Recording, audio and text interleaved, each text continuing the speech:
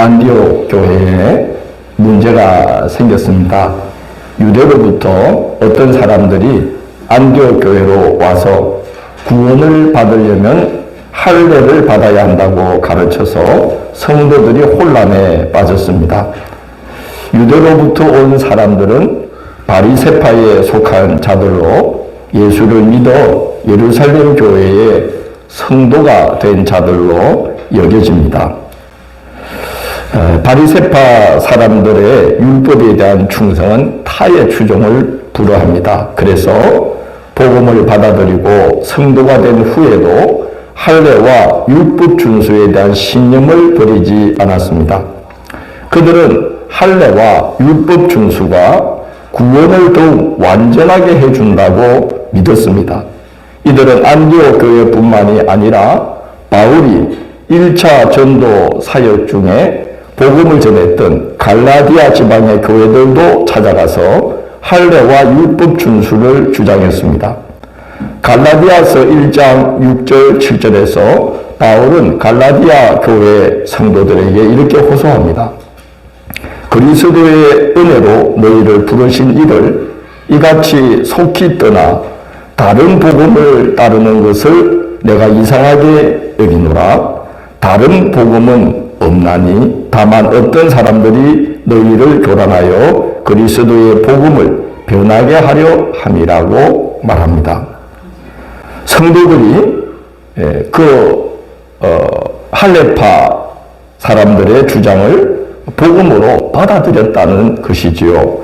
바울이 전한 것과는 달리 할례와 율법으로 믿음을 보완해야 한다고 주장했기에 사람들은 그들이 전하는 것을 틀린 복음이라고 하지 않고 다른 복음이라고 불렀던 겁니다. 그러니까 그것을 그들은 복음으로 받아들였다는 겁니다.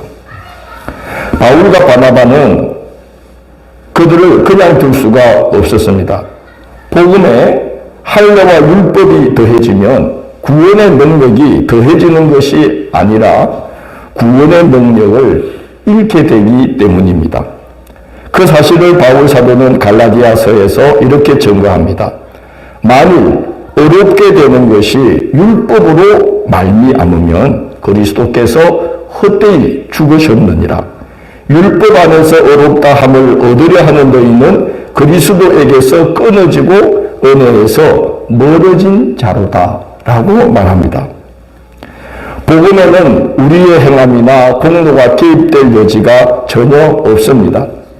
행함이나 공로가 이만큼이라도 개입되면 우리는 구원에서 한없이 멀어지는 것입니다. 본질상 진노의 자식인 우리는 우리를 구원하시려고 하나밖에 없는 아들을 내어주신 하나님의 크신 사랑 때문에, 그리고 나 같은 죄인을 구하시려고 십자가에 대신 죽어주신 예수 그리스도의 한량없는 은혜로서만 구원을 받을 수가 있습니다. 그 사실을 믿음으로 받아들이고 나는 죄인 중에 죄인이요 나를 구원하실 분은 오직 우리 구주 예수 그리스도밖에 없다고 고백할 때 우리를 변화시키는 구원의 능력이 나타나게 됩니다.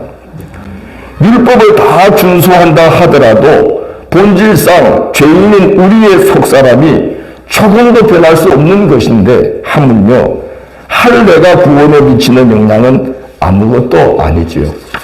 할례는 하나님의 백성이 된 외적 표식으로서 몸에 행하게 하신 것이지 그 자체가 구원의 효력이 있는 것이 아닙니다. 그런데도 유대로부터 온 할례파 성도들이 할례를 행함으로써 구원이 더 온전해진다라고 주장했기 때문에 바울과 바나바는 그들을 그냥 둘 수가 없었던 거죠. 온전해지는 게 아니라 구원에서 멀어지게 만들 뿐이기 때문에 그렇습니다. 바울과 바나바와 그들 사이에 적지 아니한 다툼과 변론이 일어났습니다. 적지 아니한 다툼과 변론이 일어났다는 것은 심각한 상태가 지속되고 있었다는 말입니다. 갈라디아서에 의하면 유대로부터 온 할례파 성도들의 가르침을 상당수 성도들이 받아들여서 바울이 전한 복음을 시시하게 여길 뿐만 아니라 바울의 사도로서의 권위까지 없이 여기는 상황이 벌어지는 게 갈라디아서에 기록되어 있는데 아마 안디옥 교회도 그때 비슷한 상황에 처했을 것으로 보입니다. 그래서 교회는 바울과 바나바 그리고 성도 중에 몇 사람을 예루살렘 교회로 보내어서 사도들에게 그 일을 의뢰하기로 작정합니다. 안디옥 교회 자체로는 해결할 수 없는 상황까지 갔다는 것입니다. 안디옥 교회가 자칫하면 큰 시험에 빠져들게 생겼습니다. 자주 말씀드리지만 교회는 생물이다. 우리가 걸어가는 신앙의 길은 생물과 같은 것이다 하는 생각이 듭니다. 왜냐하면 언제 어떤 일이 어떤 상황이 벌어질지 아무도 장담할 수 없기 때문에 그렇습니다.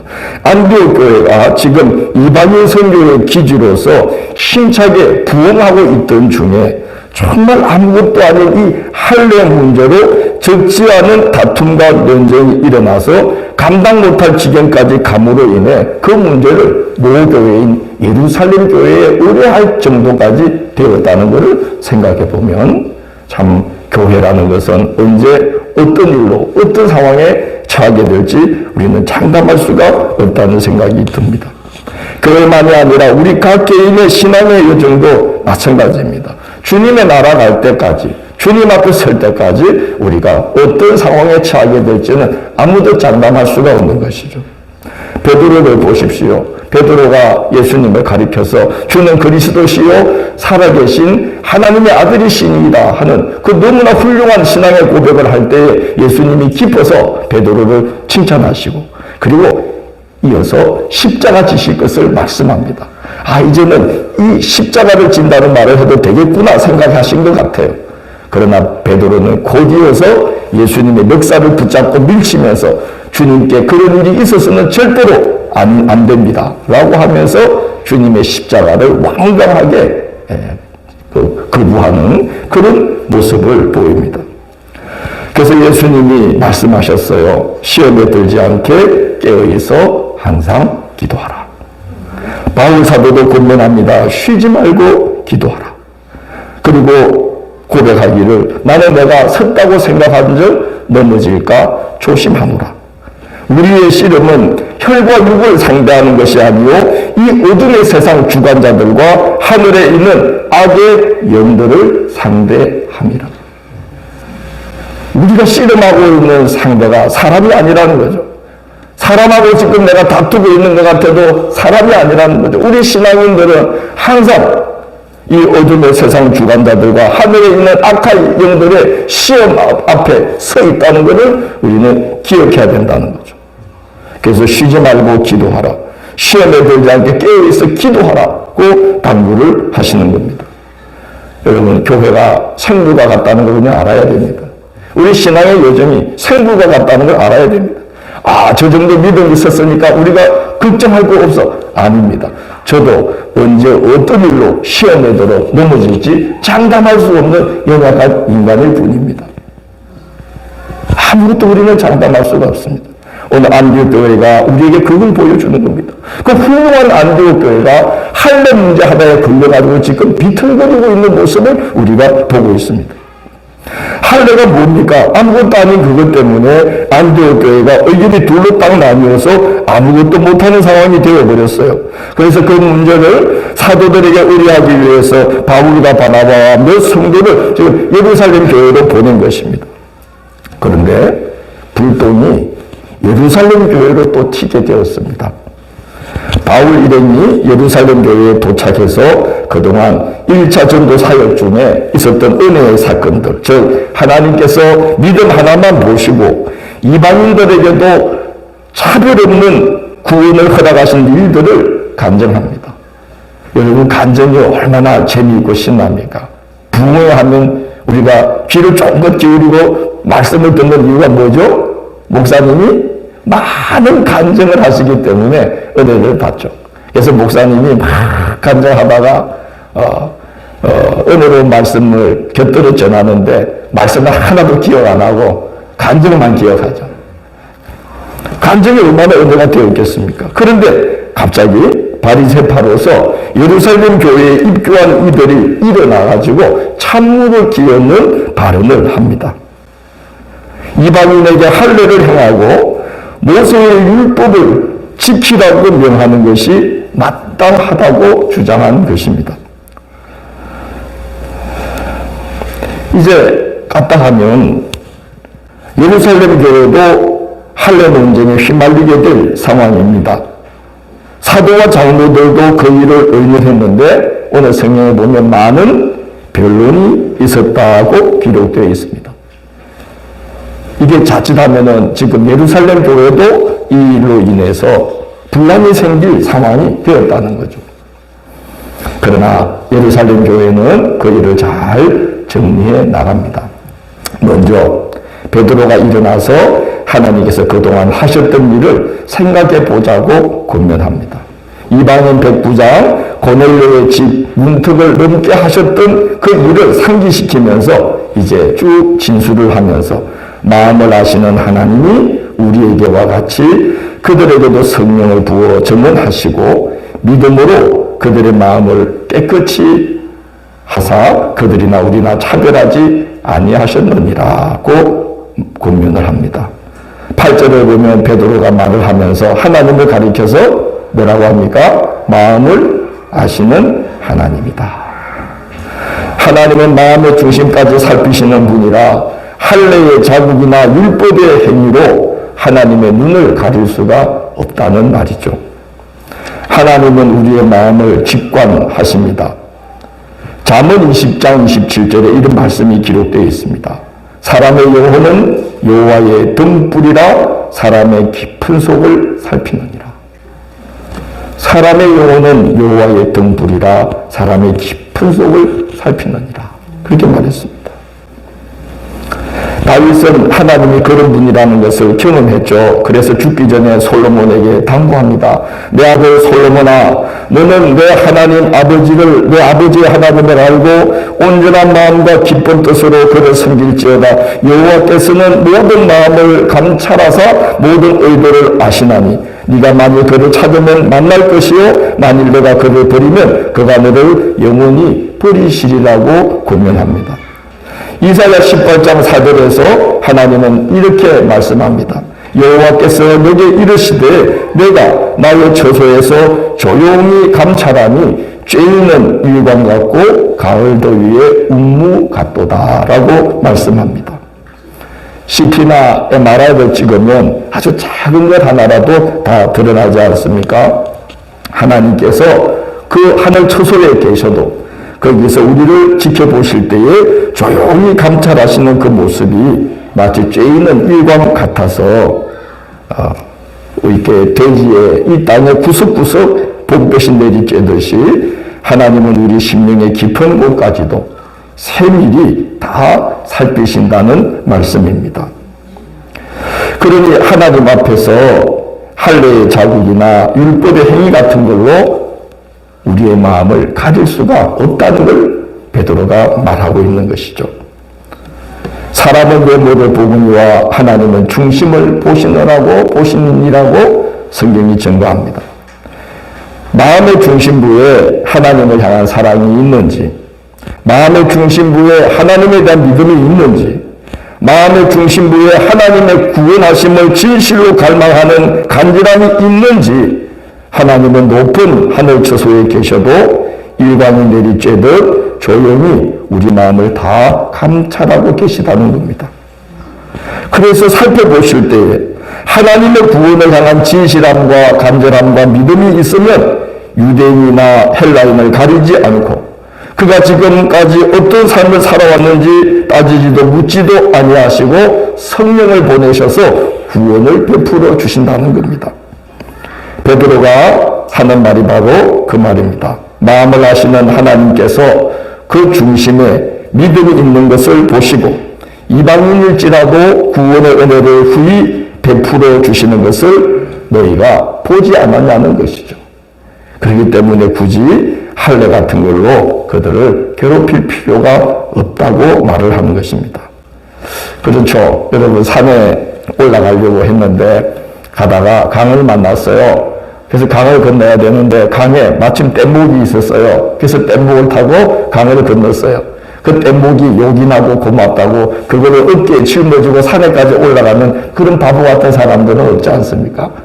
산에 올라갈 자는 강을 건넜으면 뗏목을 어떻게 해야 되는 거죠? 버리고 가야 되는 거죠. 그때는 욕이 냈지만 버리고 가야 되는 것이죠. 베드로의 권면이 바로 그런 겁니다.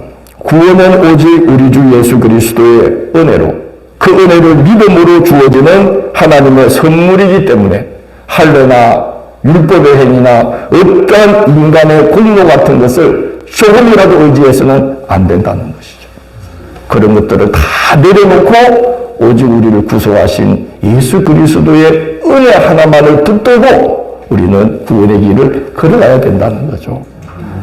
그래서 그 할례 같은 거, 뗏목 같은 거 짊어지고 올라가려고 하지 말라는 거예요. 내려놔야 된다 라고 지금 베드로가 권면하고 있습니다. 감사하게도 바리새파 성도들이 주장을 멈추고 온 성도들이 잠잠히 베드로의 말을 들었습니다. 이어서 바나바와 바울이 다시 한 번 더 하나님께서 이방인들에게 베푸신 구원의 은혜에 대해 증언합니다. 온 성도들이 그 증언도 잠잠히 듣습니다. 이어서 예수님의 동생인 야고보가 성경 말씀을 인용하여 그리스도께서 오실 때에 모든 이방인들로 하여금 주를 찾게 하신다 하였으니 더 이상 불필요한 것으로 이방인들이 하나님께로 돌아오는 일에 걸림돌이 되지 않게 합시다 라고 권면을 합니다. 그리고 한 가지 권면을 더 추가하죠. 다만 우상에 더러운 것과 음행과 몸매어 죽인 것과 피를 멀리하라고 편지로 기록하여 이방인의 각 교회에 보냅시다 라고 추가를 합니다. 왜 그런가 하니 이방인의 땅에도 유대인의 회당이 있어서 거기 율법에 열심히 동포들이 있기 때문에 이방인 성도들의 자유함 때문에 그들이 복음을 받아들이는 일에 걸림돌이 되지 않도록 우리의 형제 유대인들의 구원을 위해서라도 구원받은 이방인들이 할례나 율법에 매이지 않더라도 유대인들이 꺼림직하게 여길 그 정도는 멀리하도록 권해서 이 믿음의 길을 함께 걸어가도록 합시다. 그런 당부를 합니다. 지금은 야고보가 이방인들이 구원의 걸림돌이 되는 할례 문제를 지금 거론할 정도가 아니라 이제는 그들이 믿음 위에 굳게 섰으니 그들의 자유함이 그곳에 있는 유대인 동포들이 복음을 받아들이는데 거북함이 없도록 함께 한 식탁에 앉도록 유대인들이 아주 싫어하는 것은 그 정도는 제하고 서로 복음을 길을 걸어가도록 합시다 라고 부탁을 하고 있는 것입니다. 어떤 분들은 그래서 이 구절 때문에 그 목매어 죽인 거 먹으면 안 된다 그래서 특정 음식을 안 먹는 분이 있죠. 피를 멀리하라고 했다고 해서 정결법을 다 폐지했지만 그래도 사도행전에 피 먹지 말라고 멀리하라고 했다고 해서 또 특정 음식 안 먹는 분들이 있습니다. 그런 뜻으로 한 말씀이 아닌 게 오늘 기록되어 있죠. 우리 유대인 동포들도 그곳에 살고 있는데 그곳에 있는 유대인 동포들도 복음을 받아들여서 구원을 받아야 되는 게 아니냐 그거죠. 그런데 그들이 이방인 성도들이 믿음으로 구원받은 그 자유함 때문에 그들이 꺼림직하게 여겨서 한 식탁에 앉게 되지 못하는 일이 없도록 복음을 받아들이는데 걸림돌이 되지 않도록 그 정도는 이방인 성도들도 조심하도록 해야 되지 않느냐 하는 뜻으로 이제 야고보가 권면을 합니다. 26절 끝부분에 보면 아주 귀한 결정을 내립니다. 뭐라고 적혀있죠? 만장일치로 결정하였노라 이렇게 기록되어 있습니다. 이게 너무나 귀한 일이 일어난 거죠. 그때 예루살렘 교회의 사도와 장로와 성도들이 그렇게 의견 일치를 보지 않았다면 교회는 이방의 벽을 넘을 수가 없었을 것입니다. 교회가 이방 선교를 위해 영적으로, 교리적으로, 제도적으로 크고도 복된 그릇이 준비가 된 것입니다. 성경에 보면, 이어지는 본문에 보면 그럼으로 인해서 바울의 2차 전도 사역이 시작이 되고 복음이 아시아에서 유럽 땅으로 건너가는 역사가 시작됩니다. 만약에 그때 교회가 서로 자기 주장을 내세우면서 논쟁과 다툼을 일삼고 있었다면 교회는 유대교의 한 분파로 존재하다가 소멸되고 말았을 것이라고 생각합니다.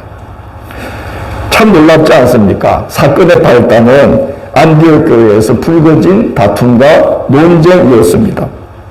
그런데 하나님은 그 사건을 통해 전 교회가 이방 선교를 위한 영적, 교리적, 제도적인 준비가 되도록, 그것을 준비하도록 하나님께서 놀랍게 역사해 주신 것을 우리가 봅니다.